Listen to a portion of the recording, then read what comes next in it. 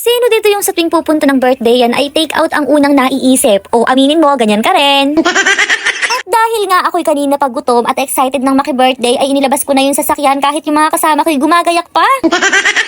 Aba kung naiisip nung ako magdadrive ngayon, abay nagkakamali kayo, Disney princess tayo ng taon. Woo! At nung nandito na nga kami sa events place ay lalo akong nagutom. Abay sinong hindi magugutom dito yung kadaming papaya para bang ang sarap itinola. Kapag nga talaga naman sinuswerte ka, abay kami kauna-unahang tao dito. Hoy, kailan pa tayo kakain?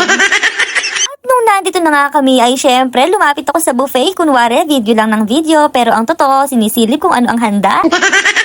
Hoy, aba, hindi niyo naman ako na-inform na may swimming pool pala dito. Adi sana na isuot ko yung pangmalakasan kong swimsuit. Dito nga pala kami sa tabi ng pool tumambay habang nag-aantay ng iba pang bisita. Abe, syempre, hindi pwedeng mawala ang maritesan habang nag-aantay.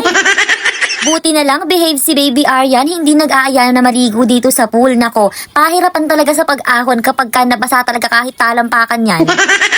At kung naghahanap ka naman ng personalized cake na affordable tapos masarap, dito ka na kay EJ Cake House. So ayan, i-stop ko nga pala yung video para makita nyo yung contact number niya. At pwede nyo nga din palang i-message si Ma'am Jelly Carpio para sa mas mabilis na transaksyon. At sa wakas, dumating na nga itong ating birthday celebrant. Kaso itong kapatid niya medyo kabado. Parang siya yung may birthday ha at mag-change outfit daw muna siya. Hoy te, type ko yung dress mo ha, pwede akin na lang.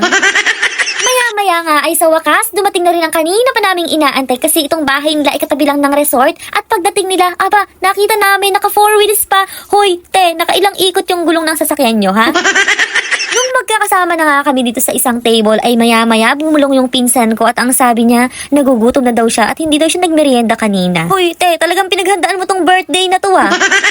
Ito namang si Baby Aryan, kahit kumain sa labas o pumunta sa handaan, abay peritong itlog ang hinahanap. Hoy, Baby Aryan, abay pagkakataon mo na nga to para kumain ka ng ibang lutong ulam, kaso peritong itlog pa rin ang hanap mo. Pagkatapos nga ng maikling program ay sa wakas, ito na talaga yung inaantay ko simula kanina nung gumayak pa ako. Sa wakas, kakain na tayo.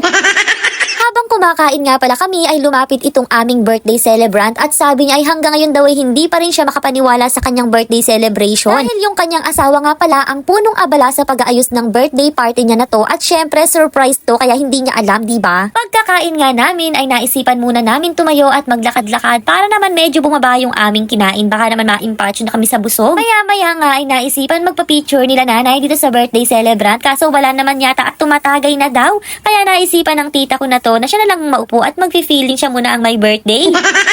Sakto naman ka ako yung suot niya dahil color blue at yellow. Parang siya talaga yung may birthday, diba? Talagang dito sa magkakapatid na ito hindi pwedeng mawala ang chika minute. O diba, ang sarap makinig with action pa. At nung pauwi na nga kami ay naisipan ko munang dumaan dito sa Alphamart para mabilhan si Baby Aryan ng kanyang gatas. Hoy Baby Aryan, bakit marshmallow ang kinukuha mo? Gatas lang ang bibilhin natin ha. Pagkatapos nga namin bumili sa Alphamart ay diretso uwi na kami sa bahay at kami nga ay inaantok na. O siya, hanggang dito na lang, wala na akong chika minutes. See you on next vlog. Bye-bye!